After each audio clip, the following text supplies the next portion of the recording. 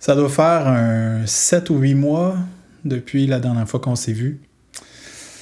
Eh bien, croyez-moi, depuis tout ce temps-là, j'ai pas chômé. À vrai dire, depuis le mois d'août 2022, je me suis consacré à l'écriture de mon premier livre. Disons que mes explorations dans le monde du podcast, mes balbutiements, m'ont fait prendre conscience du fait que j'étais rendu là dans ma vie. Et puis, c'est de ce livre-là dont on parle aujourd'hui sur Haïku Géant.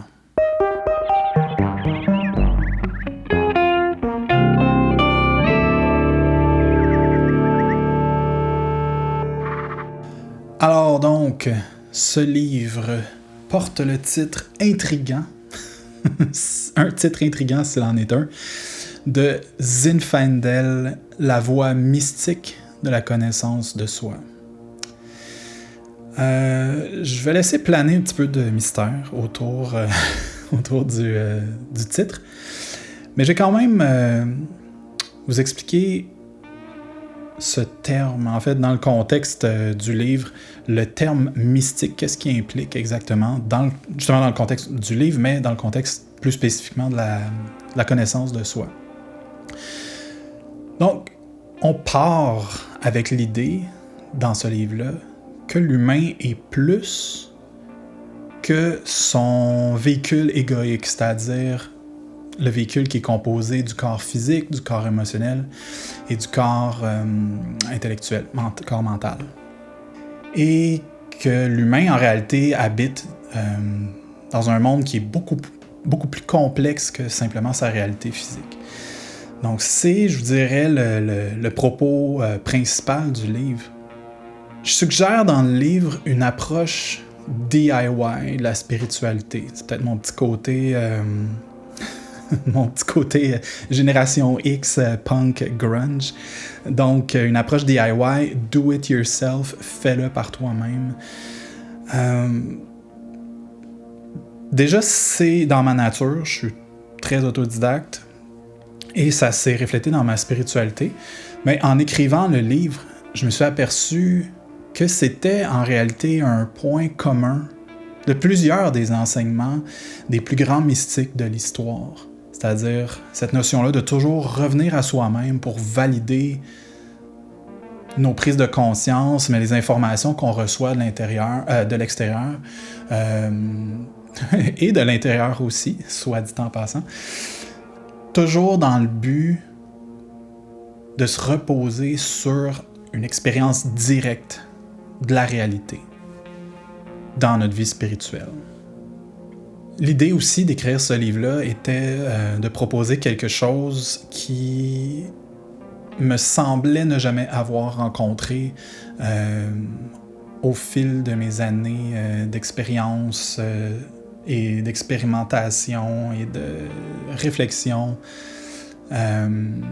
sur cette voie mystique qui est un peu, d'une certaine manière, solitaire, très singulière, très personnelle. Mais surtout, c'était de proposer une approche qui est quand même très pragmatique, très terre-à-terre. Donc, plus groundé, disons, que beaucoup de livres du New Age ou même de la philosophie, des fois, où on réfléchit, on creuse des principes très, très, très profonds. Mais de quelle manière est-ce que ça s'incarne dans notre réalité de tous les jours? Qu'est-ce qu'on peut réellement faire avec tout ce qu'on trouve dans ces livres-là? Ben, c'est ça. J'avais besoin de quelque chose d'un petit peu plus incarné. Et puis, DIY jusqu'au bout, je me suis dit, ben, je vais en écrire un. Surtout, ça va me donner l'occasion de synthétiser, de condenser un peu mon expérience personnelle, dans le but aussi de mieux la partager plus clairement. Donc, le livre est en 4 parties. Dans la première partie, ben, c'est un petit peu ce que je viens de vous décrire, là, c'est-à-dire on présente le livre, un peu l'approche du livre qui est proposé. En deuxième partie, ben là, on tombe dans le vif du sujet de la connaissance de soi. Petite anecdote au passage. Mon plan initial n'était pas du tout d'écrire un livre sur ce sujet-là. Le sujet était tout autre. Peut-être que j'en parlerai un jour. Mais le but, à la base, était quand même d'inclure un chapitre sur la connaissance de soi.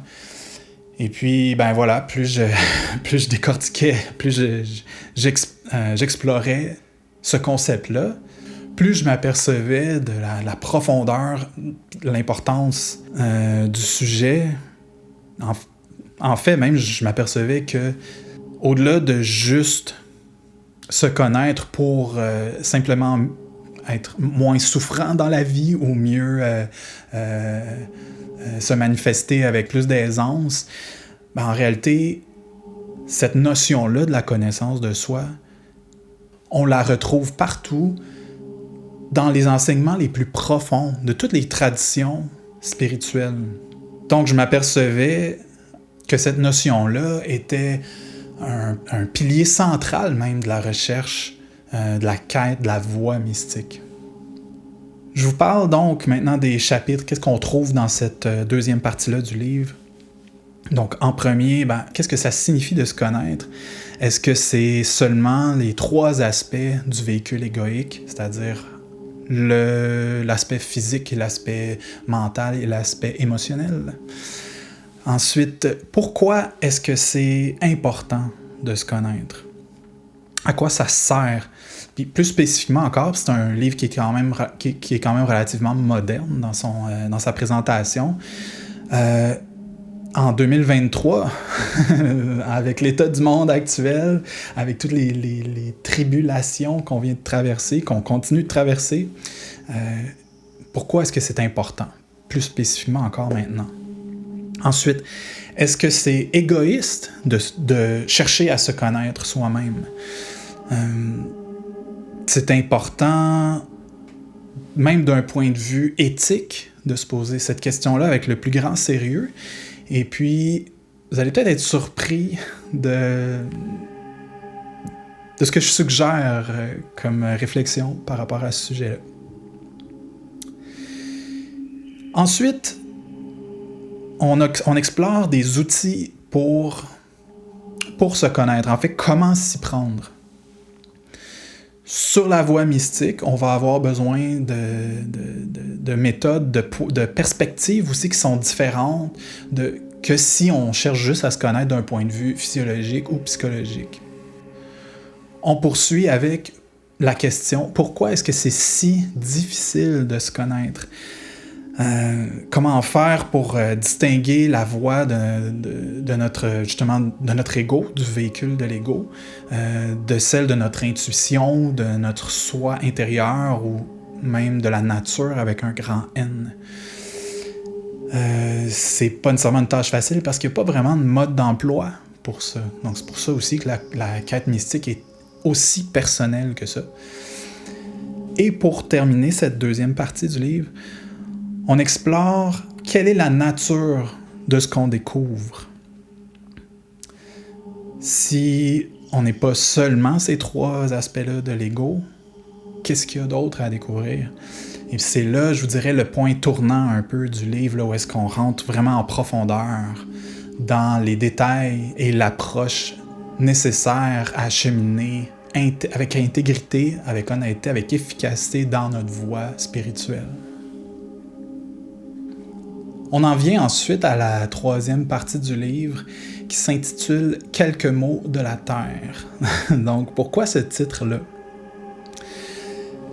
Malgré le fait que sur cette voie mystique, notre voie spirituelle, on a à dealer en bon français avec nos aspects invisibles, c'est vraiment primordial pour que ça serve à quelque chose, tout ça, d'être ancré dans notre expérience terrestre, donc de là, quelques mots de la Terre. Donc, on va parler en fait des façons vraiment, de manière encore plus spécifique, des outils vraiment de la connaissance de soi. Puis, comme On a géré justement du ressenti, de l'imperceptible, de l'indescriptible même. Mais ça nous demande de passer par des voies qui sont parfois moins fréquentées. Et puis évidemment, il y a beaucoup de pièges qui viennent avec ça. On est toujours aux prises avec ces programmations-là qui sont inhérentes à notre véhicule égoïque. Donc, ce que je suggère dans cette troisième partie-là du livre, c'est une approche réellement incarnée de tout ce qu'on considère comme étant ésotérique ou occulte. Donc, on a tout de suite dans la troisième partie du livre, on a un chapitre sur la réalité, hein, dans lequel on va trouver une définition pour les besoins du livre, pas une définition ultime et universelle, qui est très, très, très pointue, très claire. Pour le reste ensuite du livre, quand on va relire ce mot-là, on va comprendre quelque chose de très précis. Ensuite, on parle de la méditation. C'est sûr que de nos jours, là, quand on parle on entend spiritualité, on pense généralement à la méditation. Qu'est-ce que c'est la méditation? Puis là, on va vraiment aller décortiquer le terme, le dépouiller, le revirer de bord pour essayer de l'épurer le plus possible, dans le but d'en faire un usage, de faire de la méditation un usage approprié pour soi, puis de l'intégrer en fait même dans chaque instant de notre vie. Ensuite, on parle des arts, des métaphores et du principe de résonance. Déjà, quand on parle des arts, est-ce qu'on parle seulement des arts qu'on connaît, la musique, le cinéma, la photo, etc. Ou est-ce qu'en réalité, il y aurait un terme « art » avec un grand « A » qui impliquerait beaucoup plus de choses?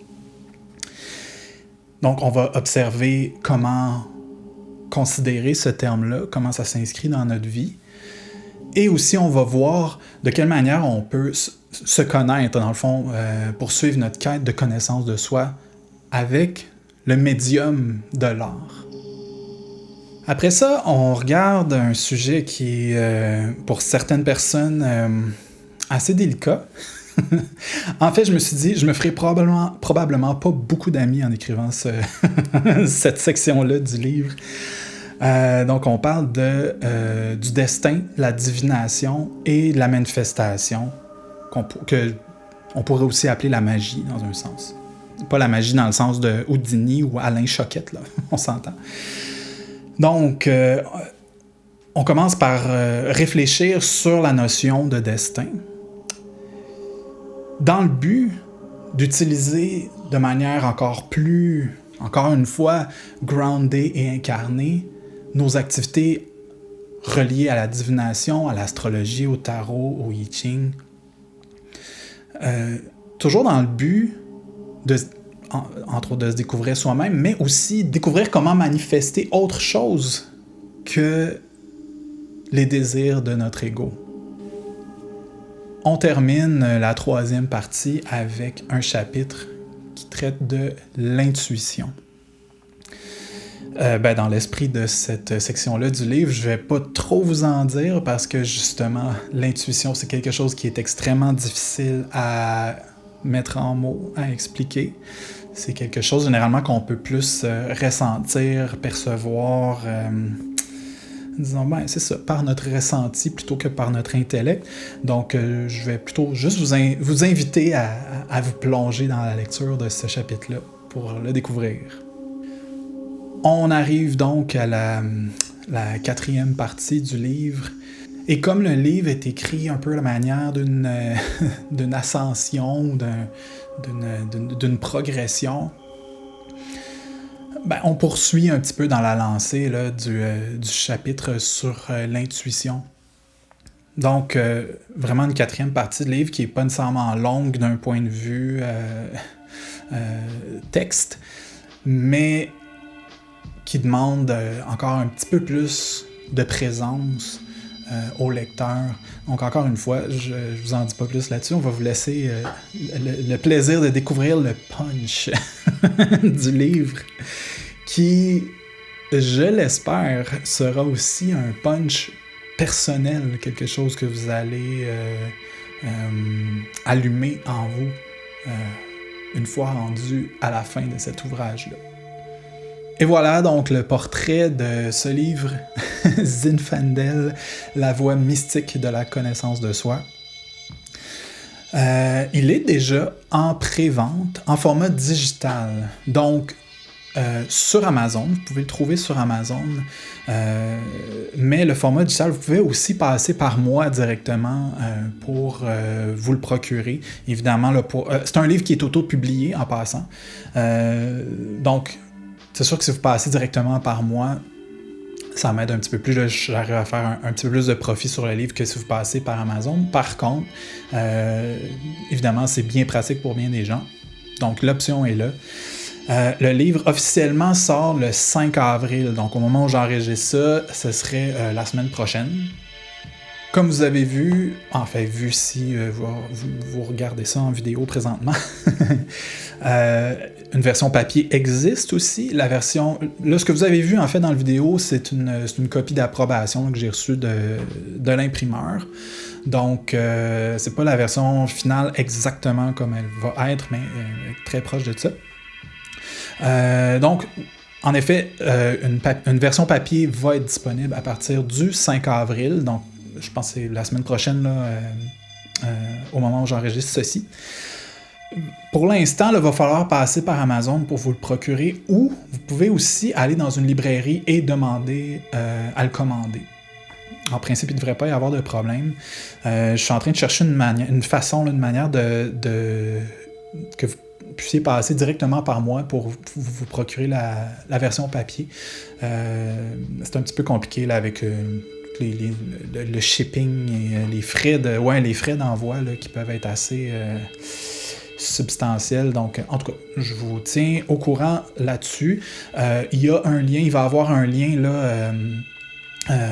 Peu importe sur quelle plateforme vous regardez ça, vous allez pouvoir trouver un lien qui dirige vers mon site internet. Il y a une page qui est dédiée au livre avec sa description et avec toutes les manières dont vous pouvez vous le procurer. Ça va tout être écrit très clairement. Mais évidemment, si vous avez des questions, vous pouvez toujours me rejoindre par messagerie privée ou par email. Et voilà, donc c'était le portrait de ce livre dont je suis très fier. Il me reste plus juste à vous inviter à vous abonner aux différentes chaînes de Haïku Géant, que ce soit sur Instagram, YouTube ou votre application de podcast préférée, Facebook aussi. Donc, n'hésitez pas à vous abonner. N'hésitez pas non plus à partager. Je vous dirais pour un créateur là, un petit peu qui débute, c'est assez difficile là, de percer l'espèce de bulle de nos parents, nos amis. Puis même si évidemment ces encouragements-là de ces gens-là sont très précieux, c'est toujours le fun de voir quelqu'un qu'on ne connaît pas du tout qui s'intéresse à notre contenu. Et puis, pour aider à percer cette bulle-là, les algorithmes, ils nous aident pas bien là-dedans, je vous avoue. Surtout dans ce genre de contenu-là. Donc, gênez-vous pas pour partager. C'est très apprécié. Je pense que ce message-là, c'est même pas juste pour moi. C'est pour plein du monde qui sont dans une situation similaire. Donc, oui, allez-y, gênez-vous pas. Ben voilà. Donc, on arrête là aujourd'hui. Et puis, on se revoit bientôt. Merci encore une fois pour avoir pris ce temps-là avec moi.